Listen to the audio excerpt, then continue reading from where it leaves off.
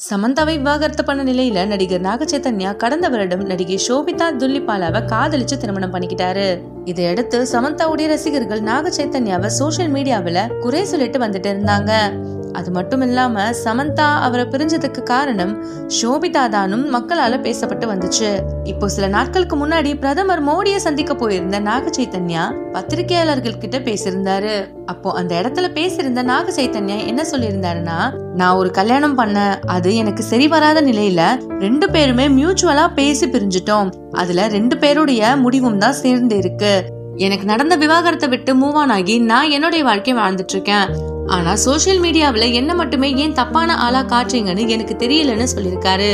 சாய் பல்லவி மற்றும் நாக சைத்தன்யா நடிச்ச தண்டேல் திரைப்படம் மாபெரும் வெற்றியை பெற்றிருக்கு.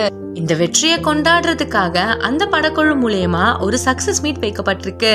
இந்த நிகழ்ச்சியில பேசியிருந்த நாகார்ஜுன் என்ன சொல்லிருக்காருன்னா, இந்த படம் தான் பல வருஷம் கழிச்சு நாக சைத்தன்யாவுக்கு ஒரு பெரிய ஹிட்ட கொடுத்திருக்கு. நாக சைத்தன்யாவுடைய வெற்றிக்கு ஷோபிதாவை அவரு கல்யாணம் பண்ண நேரம் தான் காரணம்னு நாகார்ஜுன் சொல்லிருக்காரு. ஆல்ரெடி நாக சைத்தன்யாவும் ஷோபிதா துல்லிபாலாவும் பல விமர்சனங்களுக்கு உள்ளாகி இருக்கும் நிலையில நாகார்ஜுன் அவங்கள பத்தி இப்படி நல்ல விதமா சொல்லிருக்க விஷயம் வைரல் ஆகிட்டு வந்துட்டு இருக்கு. உங்களுக்கு இந்த வீடியோ பிடிச்சிருந்தா லைக் அண்ட் ஷேர் பண்ணுங்க. மேலும் இந்த மாதிரி நிறைய வீடியோஸ் பாக்குறதுக்கு நம்மளுடைய GLV என்டர்டைன்மெண்ட் டிவியை சப்ஸ்கிரைப் பண்ணிக்கோங்க.